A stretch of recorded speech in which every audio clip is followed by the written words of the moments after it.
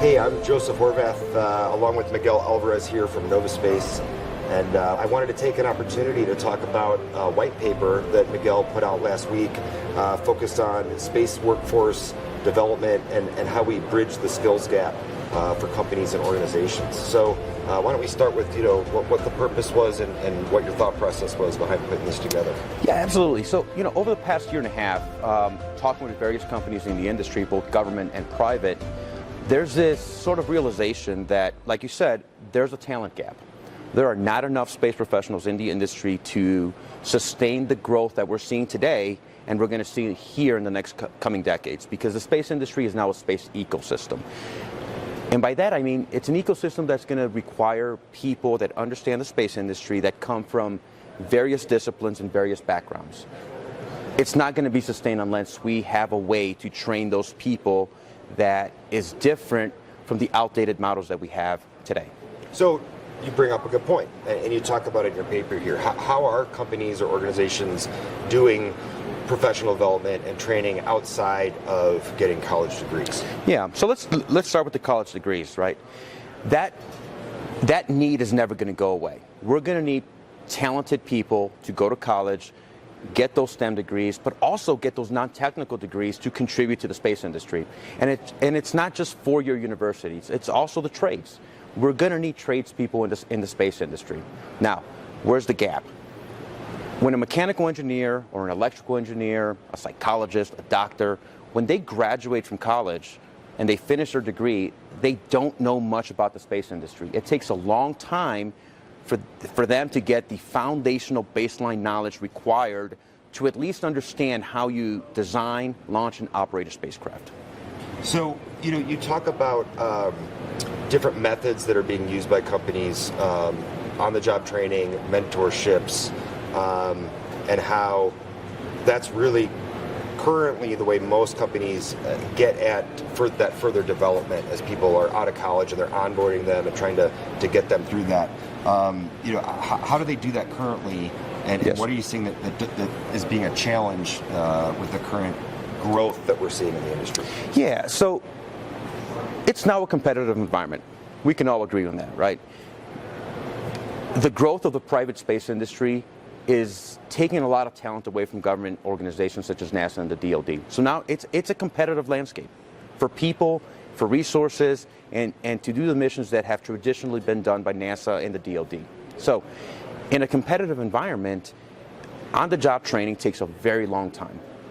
You have to take, as a chief engineer or a mechanical engineer or someone senior in the company has to take time out of their day to develop training programs or to foster someone's development through the stovepipes that they work in within their departments when they become employees at a space company. And that's the way the model that has been used over the past few decades is the person will learn space along the way.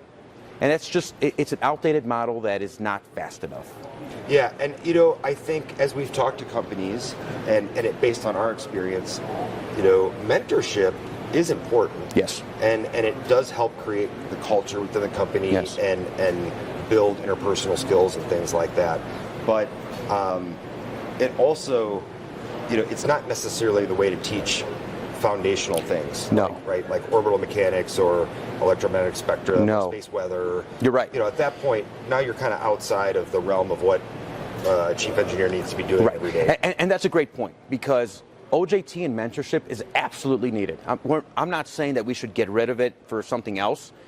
You're never going to replace it. That's how you're going to transfer the knowledge that a 15, 20-year veteran has in the space industry, and that's how you're going to transfer that experience to the young generation through that interaction as you create something.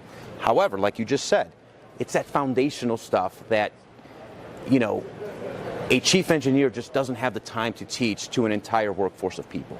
Yeah, particularly when you bring up the non-technical folks. Exactly. The HR, the recruiting, the lawyers, the finance, in order to be as effective as possible within a space organization, they need to at least understand the mission of what they're trying to accomplish within the organization and how it's being used by the end user side of things. Yes. I think that's often missing is how is the end user going to be using this? Right. So I use the example, and I've thought about this a little bit, and the best thing that I can come up with is, we've all played the game Monopoly or poker or some kind of game that involves really a lot of rules, right? And when you start playing that game and you bring maybe 2 or 3 new people that have never played that game before, what do? You have to take time out of your gameplay to explain the rules to them, right? And you start having discussions as to what those rules are. There may be different rules because it's not standardized, right? The game of Monopoly, for example, you have various options, right? So you're discussing these things and you start losing people, you start wasting time. But what ends up happening? You say, you know what? Let's just play the game and I'll walk you through the game as we play. And what suffers? Gameplay, right? Yeah, it gets frustrating. It gets frustrating, right? And the other similar example that goes more into the competitive environment that we are in today is take a team sport such as baseball or football, right? Who's going to be the more effective team? And by team, I don't just mean the players. I mean the coaching staff, the management staff, everyone. It's going to be that organization that understands the entire game and all the rules that are involved in that game that's going to be the most effective team, and it's going to win championships. We're seeing the same thing in the space industry. It's going to be, if you have 3 companies that are developing a geo-servicing vehicle, right? They're all competing to create that one vehicle that's going to service geo. Maybe it's 2, maybe 3, but someone's going to get there first. Competition, of course. Yeah, someone's going to get there first. Who's going to get there first? Is it the organization that understands the space industry as a whole, or is it the organization that's using an outdated model to train their entry-level staff? I think the answer is very clear. Yeah.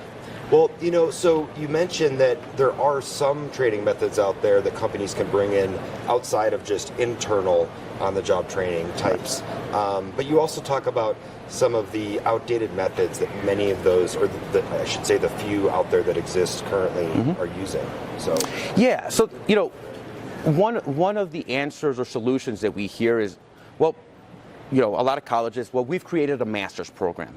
Well, that's great. We need those. We need master's programs because that's going to take your very talented people within an organization and it's going to make them that much better.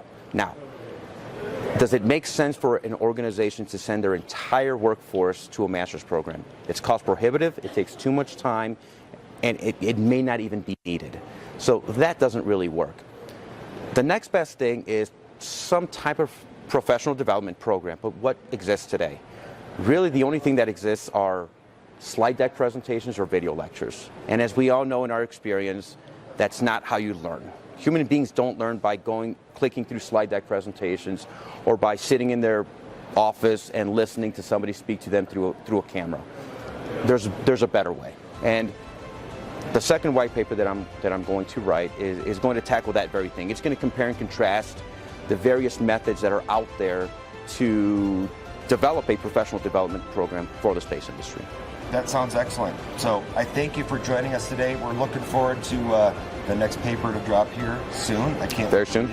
I thank you for joining me today, Miguel. So you can check out his white paper online at the Nova Space Inc. website.